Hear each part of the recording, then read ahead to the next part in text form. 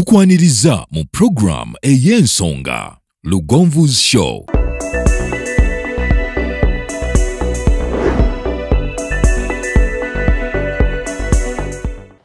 Tukwaniriza nnyo gwatulaba ku Lugonvu's Show ne tukwebaza emirimu gyonna gyokola abali wano abali ebweru w'eggwanga mwebale kuweereza tubasabira omukisa Katonda gubawe ekyakujja wano n'ogenda yonna gy'oli Mukama akebera omutima gwo akuwe ng'okuyayana kw'omutima gwo bwe kuli. Nze Simon Rock bw'ondaba tuba tutuuse ne program Beera Mulamu ne Musawo Aida Nassolo. Musawo Aida Nassolo okutuuka wano abawandegeya Imaging Center be bamutuweereza okubeera ng'ajja atusomese. Wandegeya Imaging Center nga bw'owulira ekigambo imaging baakuguka nnyo era nga baakafulu mu kusikaninga enkola ey'aka TV enkola ey'okwekebejja omuntu nga tannaba kujjanjabibwa ekyo nno abawandegeya Imaging Center kye basinga okuba nga bakola. Nkukakasa bw'onaakwata ekkubo n'ogenda ku Wandegeya Imaging Center ojja kutegeera ekikutawaanya. Teweefuula musawo, teweefuula mujjanjabi nedda. Sooka okeberebwe oluvannyuma olyoke ojjanjabibwe. Ensonga nnyingi ze mutuweereza, ebibuuzo bingi bye muteeka ku mmeeza, tulondobamu ne tugamba nti leero katukwateko ku ekyo tulabe nga tukinogera eddagala kitereere. Olunaku olwaleero tuzana bingi, Musawo Aida Nassolo kakumbuulizeeko. Bwe tumala topic y'amaanyi nnyo tolina kuvaawo. Aida Wanji mkwano. Oli otya? Ndi bulungi nnyo nga bondaba. Wendi gwembeera oli smart abantu baagala nnyo style yo ennyambala yo abantu bajagala mbalaba mu comment section baga ne Musawo ddala Musawo Musawo yennyini bannanga ate ennyambala nga esukka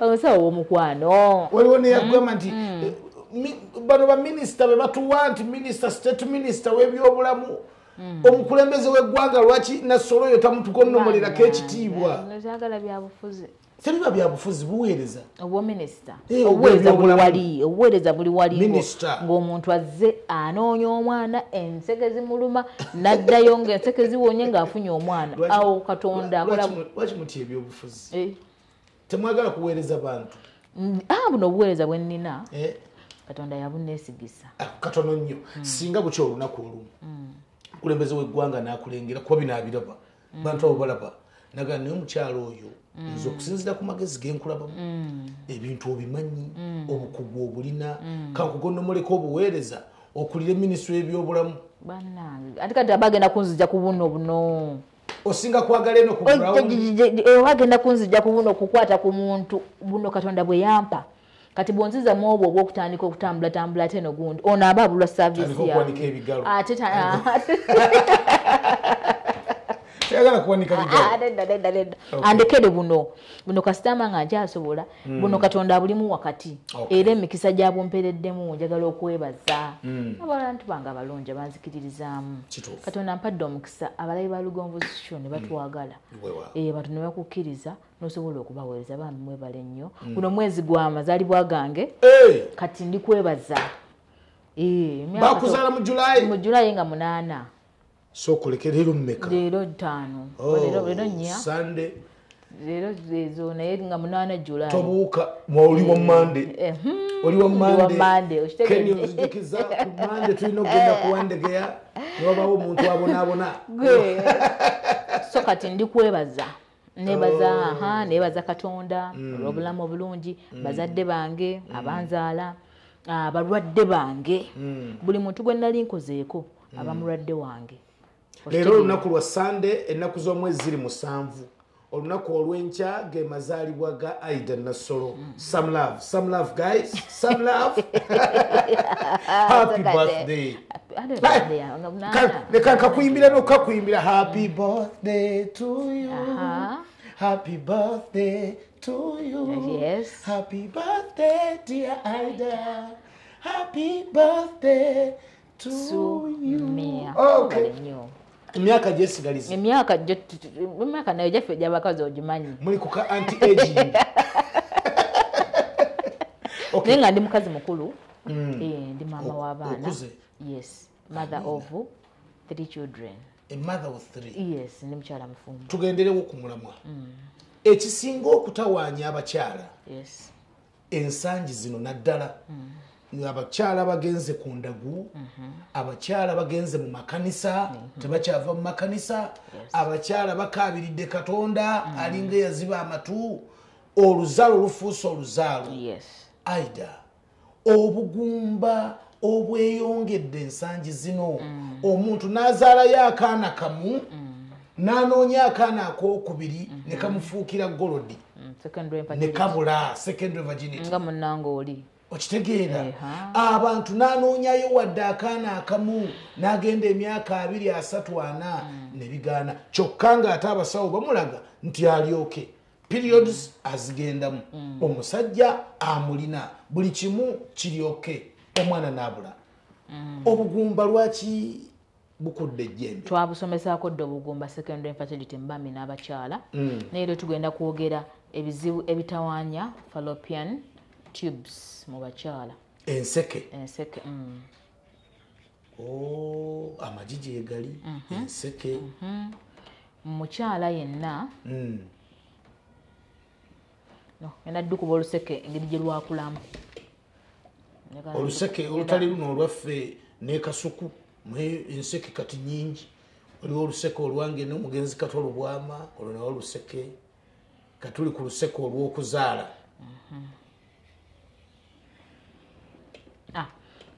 neno side bwetu bwe yakula naye tugenda kusomesa nga tukozesa eno luno oluseke so this is the fallopian tube omukyala yenna okufuna omwana fallopian tube is the site for fertilization awo kyekifo bali bamanyi nti nensi enkwanso zesinkana munnabaana bwe tukimanyi naye ate munnange mwenseke zicontributinga 100% mukyalo n'abaana ne contributinga katono kubanga yo just reception erera bulezi naye enseke is the site kyekifo enkwanso wezisisinkanira so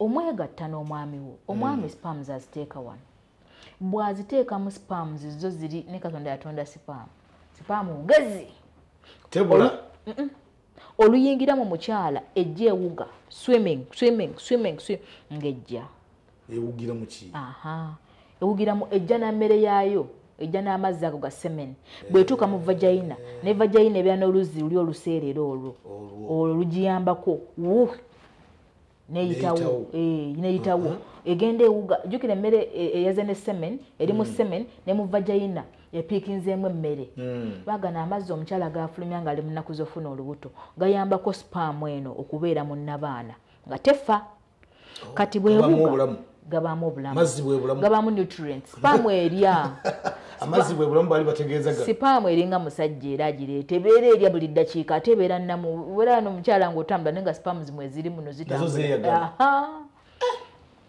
so kati spaamu bw'etuuka wano mu luseke ng'estaginga mukola staging erinze the egg tesobola kuyitawo n'egwayo eri tesobola ate egwawa mu luseke neyitamu ng'eggi terina bakujja negenda paka eri era zibeeraawo nga zisitaginze miliyoni nno miliyoni mmeka 3 miliyoni yesebo nga zivaawa buli lumala omusajja alina okumala miliyoni za spams ekitono ennyo miliyoni ameka ekitono ne mulimu abamala miliyoni 10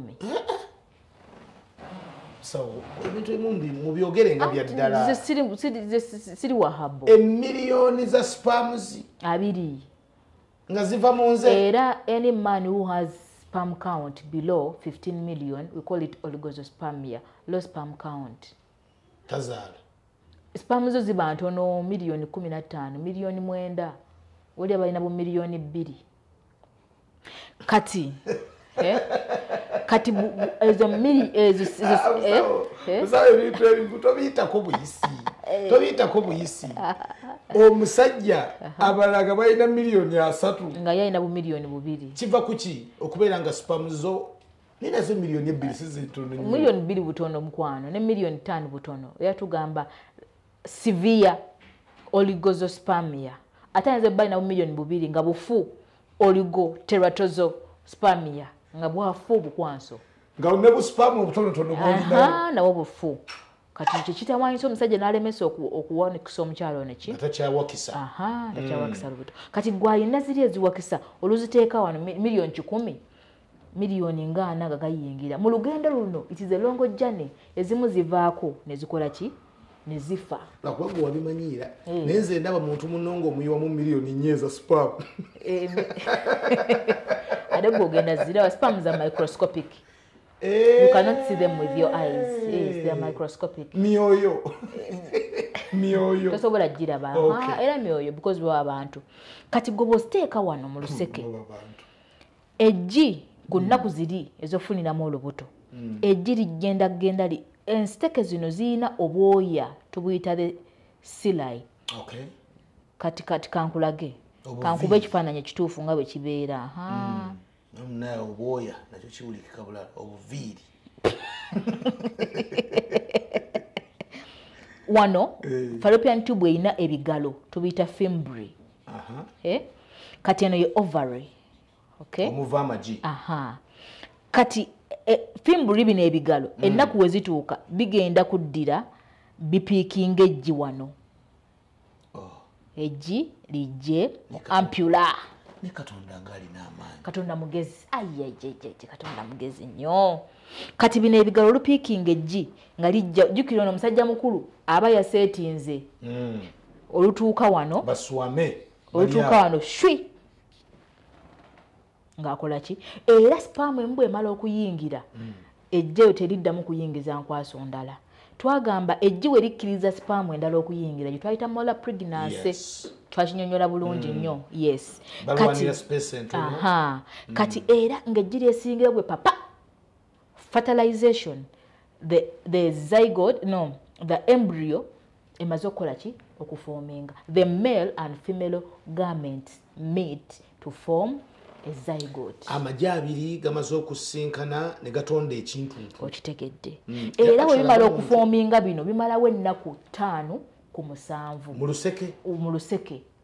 That process, what we call cell division, process egenda mu maaso. Kati we bimala okuva wano bijja biseeyeeya mpola nga bijja bituula wano what we call implantation. Katonda nnyo omusawo nga tonnagenda wala. Bwe neegatta n'omukazi. Amagi gano ne gasinkana. Bano abantu abamira obuweke simanyi 24 bikoze bitya. Kye batta bakittira eno mu nseke. If this process has occurred, empeke ziyamba. The moment fertilization we banka tugeze enkwanso ne gimaze okuyingira empeke zina. Emergency pill. The mechanism of action yabo bwina kukaza eno mucus emmere y'enkwanso. Enkwanso zino ziri bulezi kikola ki? Kyeziri era omukyala abeera dry. Oba okulemesa ejji lino okuvaayo eno okujja. Obo bwe emergency. Kati wogamba nti ezino nnaku zange toli sure oba ejji lyakoze eki lyazze. Kati bw'okamira it can stop ovulation. Ejji ne liremerera okuvaayo so sperm nebeerawo nga tefunye. But the moment you swallow it kyova oli agamba nakamira ate nenfuna. Aba akamize nga process emaze okukola ki? So tusimbudde. Buzibu ki kino gw'oli musawo tojja kukikkiriza kukyogerako nnyo. Naye mu mbeera eza bulijjo ffe tubikola. Nze siri musawo. Ne weegatta n'omuntu n'amala n'omuwa akasanvu oli obukilinika obutunda obuweke n'agala n'amira akaweke enkeera. Naye nga already mwegasse kekitta katta kino kuba fertilization gisuubira okuba nti ebeewedde. There is nothing that can interfere with fertilization ngo emaze okutekinga place. Era bijja kutambula bijja mpozi ng'ogenda ddujjamu. Byonna biyambako before fertilization has occurred. Okay. Yes. Tusimbule. So ebizibu ki ebitawaanya enseke ebigenda okulemesa this process betugenda okwogerako okebera otya enseke bintu bingi nnyo bye balimba sikaani yankebera enseke tugenda kubyogerako olunaku olwaleero. 1. Obulwadde obusooka tubuyita salpingitis. Salpingitis means an inflammation of the fallopian tube. Obuwuka bujja ne buyingira. Olusi mwegasse. Ne bujja ne butandika okulya enseke zino. Ne buzirya. Bwe buzirya oluseke nga lutandika okuzimba lufuuka na lwa red.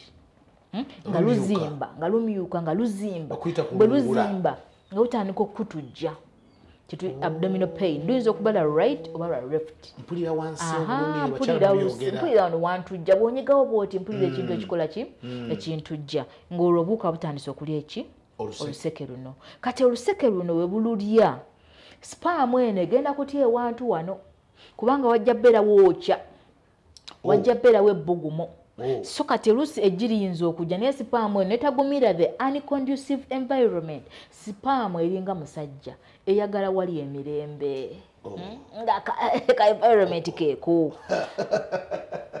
abasajja baagala wali emirembe abula okukatema mwaka weerezo oweeka mami wange namugamba nze ekyamagezi kyojja okunfunamu gyemirembe kubanga twesanze bakulu tusisinkana njagala nkuwa emirembe naawe ompa emirembe tunyumirire omukwano guno kimala spam eze esanze environment teri conducive. So this is going to inhibit the fertilization process. Jukira olumizibwa oluseke luno lugenda balo kuluma kati gweoyagala kunoonya mwana kumbe pain ekola ki ekuli bubi salpingitis inflammation of the fallopian tubes. So oluseke luno we lunaalwala kati kyobamanya site center y'oku meeting kirenga onaga amugenda meeting ku Javas naye n'osanga omuliro ku shelo kokozi eri ku city oil kati gwabadde agenda totuuka eri meeting site ebeekoze eki ebeefudde abadde mu jjamba gamba kanzireyo ejjirino lisobola okujja ne tukoma wano bane spam nekola ki fertilization kanonto katosobola funa ki lubuto obadde obwokubiri okanyonyodde bulungi nkagadde ako olwo ya comment zanagamba good teacher and of course yagwa kwita musawo but the 99% of you oli musomesa maybe my mother is a teacher for more than 20 years gwe the 99% of you is of teaching nasomesa bya bulamu kyebalize katonda kwekyo nakyo kirabo abalala bangi babeera n'ebintu nga babimanyi naye nga tebalina magezi gasobola kubyejjamu kubiwa balala nakugamba goli yange njagala nsomesa abantu ng'omuntu ali eyo asobola okunyonyola munne kino kyenjogeddeko nti olusekero lulabika lulwadde lujja kukola ebbugumo lubeere nga lwokya spam negibigaane kwekwata maybe sooka ogende olujjanjabe ng'omuntu wa bulijjo yanyonnyola munne naye nga yakijjawa wano tweyongereyo hydrosalpinx hydro means water salpinx means luseke kitegeeza oluseke luno lugenda lukola amazzi obwoya bwe watugambye obuli mu luseke kati oluseke lwe lulwala ekisooka okuvaamu bwe bwoya otuleetedde kaki waliwo ekibuuzo kinadde ngenda okubasomera naye tugenda kiddiramu wano kati walino watusuubiza n'okutulaga kasikaani akayingira muno tujja kaleeta omwezi wiiki esembayo eyaguno omwezi tugenda kuddamu ebibuuzo byonna tetugenda somesa kintu kyonna abantu buli yabuuza ekibuuzo tugenda batukola ki tukiddamu so mbadde ngenda kubuuza ekibuuzo wano kati mbadde nkulaga hydrosalpinx amazzi gagenda kukola mu luseke bwe lunaakola mu luseke oluseke lugenda kugaziwa dilatation of the fallopian tube lubeere lugazi mazzi ga bulijjo amazzi fluid collection amazzi gagenda kuba ku luseke okubanga lwakoze eki nga lwalwala kati bwe lunaakola ebizzi newonaaba okebera ogenda kugamba there is fluid collection oba in the right adnexia oba there is a tubular cystic lesion olabye ekintu ki tube ekirimu amazzi kiringa ekidiba ate ng'oluseke terulina bbeeramu ki mazzi so n'ogamba ono ayinza okuba ayina hydrosalpinx kati hydrosalpinx eno egenda kukulemesa omukyala until you treat it ate olina gijjanjaba mangu nga gano amazzi tegannaba kwonoona because olunaalwala wagenda okuva enkovu ogenda nga zikola ki nga zikolebwa amazzi gano galemesa gatya ejja okutambula ng'ate otugambye ebimu kubiyamba n'enkwasa okutambula gaba mazzi ati gano ganjawulo gano gaba as a result of an inflammation gano galegamye gano galegamye naye gano gaba mucus like gaba ng'eminyira ga spams but this is an inflammation so kati obulwadde obwokubiri hydrosalpinx, obulwadde obwokusatu obukyasinze otawaanya abakyala blocked fallopian tubes. Mbigendeddemu order kubanga wonna amala ofuna salpingitis notagikolako egenda genda mu hydrosalpinx amazzi geyongere okuŋŋaana. Kati lwonaakuŋŋaana buli bbwa we lijja mu luseke bwe livaawo wasigalawo olukovu. Twagambye salpinx kwe kugaziwa kw'oluseke. Salpinx lwe luseke. Hydro bikoze bitya kugenzeemu amazzi. Kati luno oluseke buli wotalujjanja lugenda luzimba bwe luti. Bwe luzimba olugira nga lukola lutya. Kati we luzibikira ky'oba omanya no process yonna eba ekoze eki eba efudde. Olumu lusobola ozibikira the right oba olwa left. Kati we luzibikira ejji lino ebigalo byo tebirina gye birutwala. Era mbadde ngenda kusomera ekibuuzo kino eyabuuza n'agamba nga bw'okinoonya tukwongera okwebaza gwali ku Lugonvuzi Show. Tulina omusawo Aida Nassolo ne bannaffe abawandiga Imaging Center be bamukutuusaako wano okubeera ng'asomesa ensi ogenda okutuuka okuva ewaka ng'osobola okupredictinga ekikuluma kikwanguyize. Osobola obutajja kuwandegeya naye n'ogenda mu ddwaliro nga waakiri olina knowledge etandikirwako. Naye gwali mu kibuga Kampala ali mu kwetoloola kwa Uganda osobola okujja kuwandegeya Imaging Center. Abali ebweru w'eggwanga mufube nnyo musharinge videos zino n'abantu bammwe abali wano. Ennamba y'essimu eyawandegeya Imaging Center eri 0705 25 1459 0705 25 1459 ng'obulamu bubeerawo. Kakati ekibuuzo kibadde kigamba omukyala ng'alina enseke ezaaziba ejji liragawa. Otyo kiwugiriku. Kitegedde. Because tukirabye nti the tube egenda kuba ezibikidde. Ejji eno ligenda kukula. Ogenda genda mu sikaani kugamba amajigo gye gali. N'abaana nnamu naye nga tofuna lubuto. Ejji lino we linaakula naye lituuka ku budde bw'okuta lijje wano. Ng'oluseke lwaziba ligenda sigalayo eno. It is going to be absorbed by the body. Sperm zijja kujja zikome wano, ejji nayo likome wano, sperm ziwe zimala zife. Zirinda nezikola ki nezikuwa. Otyo. So that's what takes place nga enseke zo zakola ki zaziba. Bwe limala okubeera absorbed by the body tekinkosa ng'omuntu. Ate kikukosa the body absorbs it. Wabula obubonero one of the signs zetuddako. One of the signs ezigenda okukulaga nti you might be having a problem with the tubes esooka failure to conceive. Tofuna lubuto. Ekitegeeza site yo wobanga amagi gali bulungi nga n'abaana eri bulungi naye nga tofuna lubuto ogenda kulaba nga tofuna lubuto luno. Kabonera akasooka akakutegeeza ko omusajja omulina amajo galina nyingi zimala pamze zimala nawe amajo galina naye tofuna oli mugumba. Failure to conceive. Akabonera akokubiri heavy periods. Omusaayi nga muyitirivu. Tetwagerako limenorrhagia. Lwaki? This is a site for fertilization.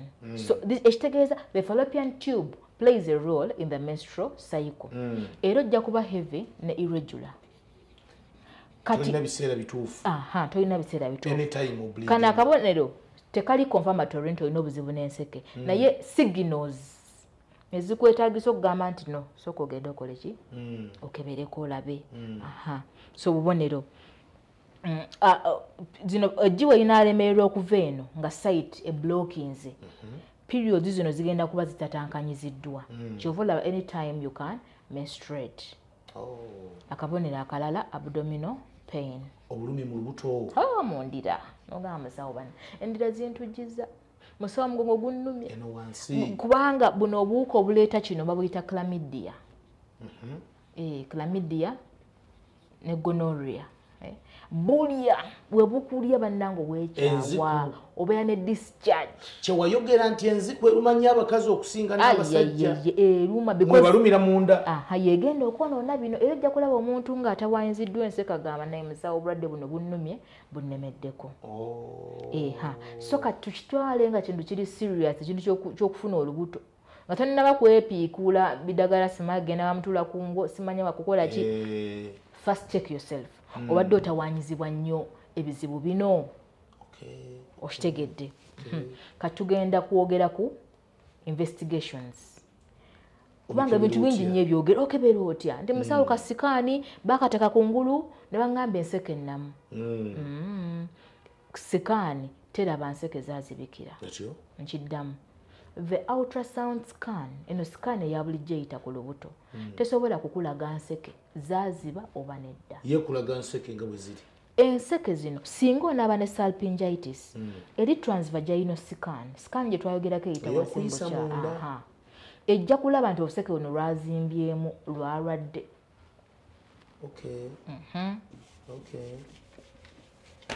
tugambe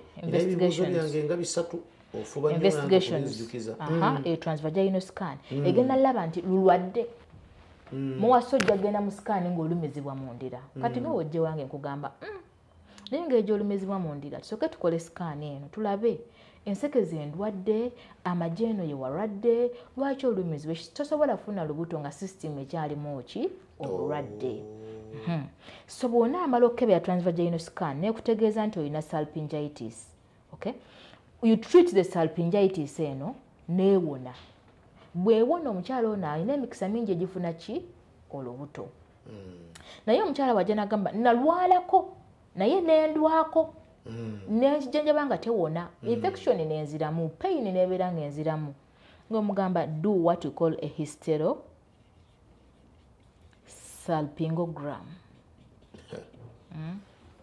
hysterosalpingogram x-ray ye x-ray yokka esobola okukubuulira oba enseke zino zaaziba oba nedda tugikola tutya kati wano wanagamba imaging is my what passion yes oddira omukyala we nabeera mu x-ray x-ray wali ogirabyeko ekyekyuma ekyo ekinene kati bwe bakamu ekyo ekyuma tuddire ne tukubira ddala eri munda tuyisaayo eddagala wansi bwoti eddagala lino lijja ne liraba oluseke luno eddagala lino ligenda ne ligguka eno oba likoma wano we likoma kitegeeza ne spams wezikola ki eddagala liba ligenze mu kifo kya spams liba ligenze mu kifo kya era lifaanana spams oba olirabye gabanga mazzi yes somuyita contrast dye kati bw'osindika x-ray yonge gyekuba ekulaga nti dye yakomye wano oba yayiseemu n'egenda eyinza okugamba no the fallopian tube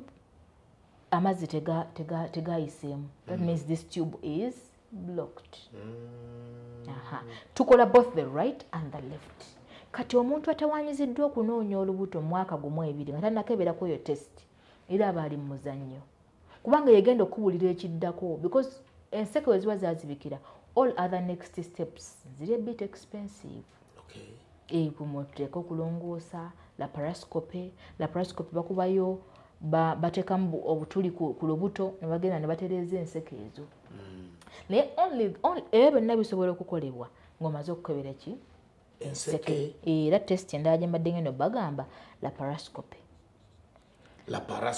but this is a gynecological procedure I'm not a gynecologist kati wogomala okukebera nga omusindika wa dokitaani okitegedde eno n'omusajja akebera abakazi naawe oba musajja n'ekitundu ate nze omukazi akebera abasajja era naawe towena naye ffe waakiri ffe baffe obiraba mungu yabiraba nga si byakyamanyo n'abiteeka ne ku ngulu ebyammwe bitambula bityo tebyekwese omusajja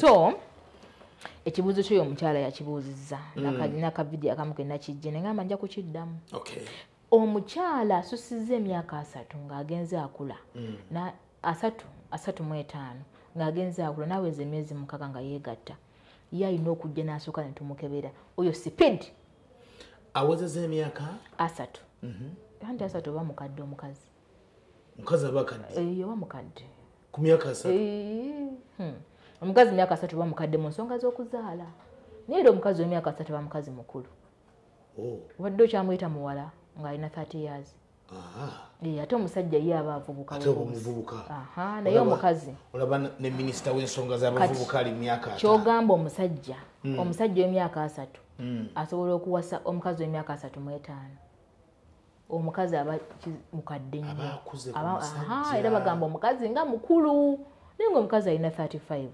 ng'omuvubuka ne wabawa 33 ekitegeeza omusajja waba n'emyaka 3 omukazi alina wasanga wa 21 oba 22 awo kubanga omusajja oba okyali muvubuka ate oli omukazi 22 era agenza ajjirira so kati omukazi atuusiza mu egyo emyaka ntandika okunoonya because abantu banoonya abaana abo baba abaana nabasalira n'amagezi bw'oba bakolako bajjanjaba bw'osaba because it is the process gw'omusawo you treat naye erimu nnyo ne Katonda. So kati twayagadde tubeere specific kuki ku nseke zino kubanga bigambo bingi nnyo bibadde byogerwa enseke baazikebera kyoba omanyi oba tonnakola test eno tonnakebera nseke akasikaani kano tukayita pelvic ultrasound scan. Pelvic scan ye scan gye tuyisa kungulu wano yeeraba bizimba bifibroid banga nabaana ejja kuba ezimbye naye endwadde ezisinga okutabanya system tezijjayo bulungi esobola okugamba kale olinamu infection eri general ekiyita pelvic inflammatory disease naye nga tekubuulidde nti olina salpingitis olina cervicitis tebeera so specific yo ebeera yalibadde nga kasikaani akasookererako kubanga nebbeeyi yaako ya wansi. Musawo njagala kubuuzaayo ekibuuzo kimu nga tetunabagenda wala. Tulina bannaffe bangi betulabye nga banoonyeza abaana ne bababula ne bagenda mu malwaliro oli ne bamugjamu enkwaso ez'omwami n'oli ne bamugjamu enkwaso amagi ag'omukyala ne babigatta ne babiteeka mu mukyala. Ekizibu kiba kyavaawa. Enseke ziba zaaziba nga fertilization cannot take place here. Fertilization must be external. Kati bamala obigattira wabweru babiyingizamu buyingiza because system y'obukyala tekyasobola kukkiriza fertilization. Ukitegedde bulungi. So kati risk factors abantu abali ku risk okulwala gundi zino risk factors 1 ectopic pregnancy. Bw'oba wali ofunyeeko olubuto ne lugenda mu luseke ne bakulongoosa oluseke olumu ne balugjamu olina chances ezibikire ki oluseke kubanga oba wasigazaamu lumu era bw'ojja nga musawo bannongoosaako mu 2-2 leka sifuna mwana nsooka ne kugamba leka tusooke tukebere oluseke luno tulabe obaana balululi ki oba luli damaged oba teluli damaged oba ogenda funa olubuto oba luli damaged then we discuss. Abantu bambuuza nnyo yogera ku treatment. Most of the cases, management comes after the investigation. Bw'omala okunoonyereza nti enseke zino zirina salpingitis, kikakatako okujjanjaba ki salpingitis. Bw'omala okunoonyereza nti oluseke luno lwaziba, kikakatako okumanya nti zino enseke zeetaagisa ki in the next what? The next step. Okay. So omuntu alina previous ectopic pregnancy olina okukebera ku ki ku luseke lwasigalamu. Ekyokubiri, omuntu abadde abeera ne recurrent PIDs, recurrent pelvic inflammatory diseases, endwadde ezikwata mu ndira, endwadde ezikwata mu nseke. Oba yali okutteko omulundi ogwo because yeno kabejja mu kudamaginga eki enseke. Ensonga ey'okusatu, any abdominal surgery. Oba baali bakulongoosezza ku lubuto. Obanga ozaala mu kulongoosa anything kanoka kubanga abalongoosa abaana b'abantu. Any problem kanoka. Naye osobola tegeera singa oddamu n'ogezaako nga tofuna. First go and do a thorough check-up of your system. Okuzeewala. Yewe tubadde brief. Sina kuba brief. Kankutteko nnyo mpulya n'ebiyengeyenge kuba munaye omwana kintu kikulu. Kabuye Ssemboga yimbaga nti obufumbo ye mwana. Ate n'ekirala. Obulumi bw'obeeramu mu bufumbo nga tozaddeemu. I cannot explain that pain, Simon. The pain is too much. Mulaba bantu kambuwala. Olaba omuntu ku mutima nga yambadde engoye naye nga mu mutima alina ekimulya. Asula akaaba, alina ennaku. Otula n'omukazi ng'agenda ayomba okuva taxi lwetandise mpaka lwekomye. N'omusajja yennyini gy'ateeka mu basajja mutufuukira ekizibu. Gwe atazaala. Waliwo n'omukyala ngambye mwami agenda n'agamba oli munna azaala gwe nga tozaala. And by the way, fenga abasajja omukazi atazaala akuttira appetite. You see it as wastage. You see it as wastage of time. nepicha nkola buli kimu I give you my sperms ninga ziwa mukubo anti naye abayina ebizibu muwaka sente agende kuwandega imaging center okay muwa sente utuuka wandega imaging center bagenda kusaba sente omukyala mu supporting because this process is quite expensive nga yonkubulidde x-ray nga bwogenda mu bujjanjabi nga bwogenda mu sikaani sikaani oba ogenze mulagaawo era osasulayo akasente so kati gwe support mukwatireko mugumye tujja funa tusabeko mukama ajja kutuyamba prevention twewala tutya zino endwadde ekisooka treat ng'olufuna ka infection duka wa musawo wo tokejjanjaba duka wa musawo wo nyinzo banze sinze musawo wo naye wa musawo wo duka ajjanjabe endwadde ezikutte wano ku speed because endwadde ezo ezigenda oletawo ki treat them avoid multiple partners omukyala yegwendiko okwegatta nono noli omukyala we omusajja akatogo k'abasajja omusajja yina kusaba ng'olina omusajja wo mudduke omusajja yina kusaba ng'olina omusajja wo mudduke agenze fuuka multiple nfuuwa mugambe gwe omusajja omusajja yenna akusaba ng'olina omusajja wo mudduke neyanziza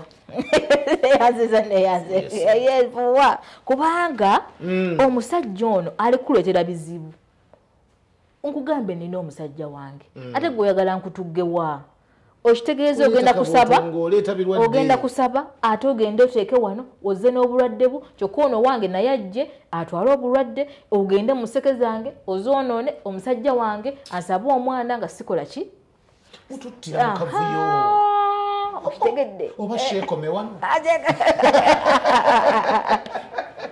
kyegenda koma omukyala nja kulemerako omukyala mami mwezi yammwe sijja beesibako naye omukyala fe abasajja tuleke babalesedda beera n'omwami w'oyo kati bino ebirwadde bino togenda kubitawanya kubanga n'ensekezo era omukyala obanga obadde obeera n'abasajja abangi ne bakuweetera bino ebirwadde ogenda kunoonya omwana ate ng'ofunye omuki omusajja ngamba bano abafunye omwana atannafuna naawe era funa oyo omungu oba weemezaako weesibe ku oyo okay tugambe treat infections avoid multiple partners omwenge ne sigala si byaffe abakyala shisha abakazi nga munywa kishisha ennaku zino bapaafu neyambuka mu bbanga omutwe ne gubulira nga ono mukazi mwana wa buwala sigala enjaga bana bocha smoke ina content nicotine egena ne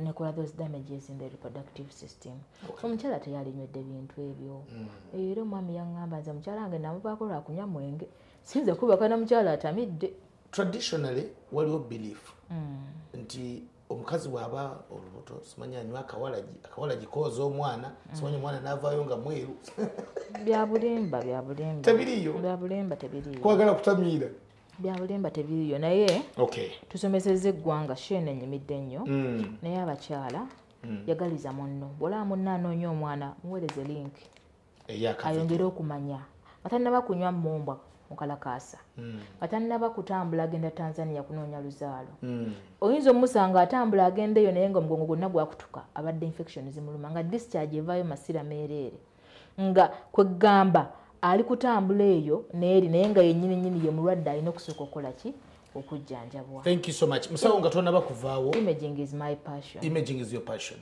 Wano kalonjagala okambuulire nkate.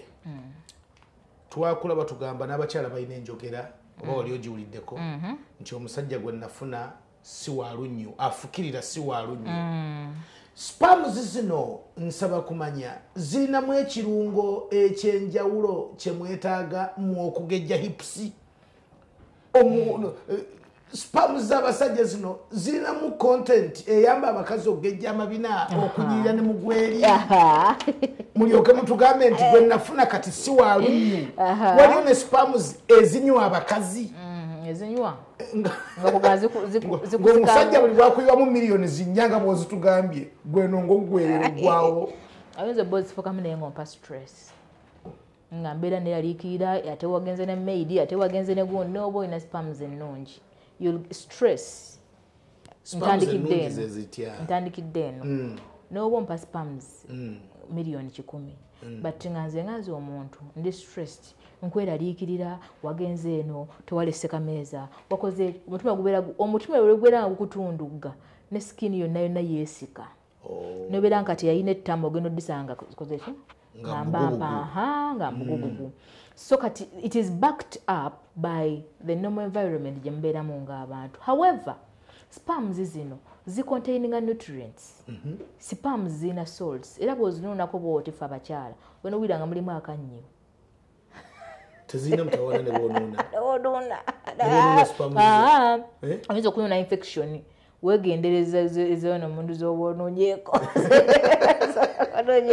ezimu ziyinza okuba zina blood zina blood naye nga bw'aba okenunira ddala nuuna tezirina buzibu because nutrients ezo bw'onteeka mu spams some come back some go in the tubes others go in the body for protein makeup.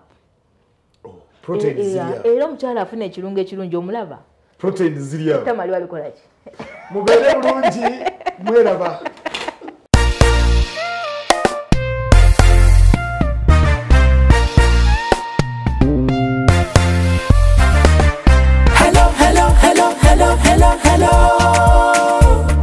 Yefe Hillview Primary Checho Primary Twaja kusoma siku lya mmere siku lya mmere nakalo matanga ketwafuna ketwafuna Masaka City mwetusangibwa awo mwetusangibwa abazadde baffe mwebale okuweerera naffe tusoma abasomesa mwetubeebaza okunyiikira nga temukowa tujja kusoma Bakalasiti Bakalasiti let us celebrate cause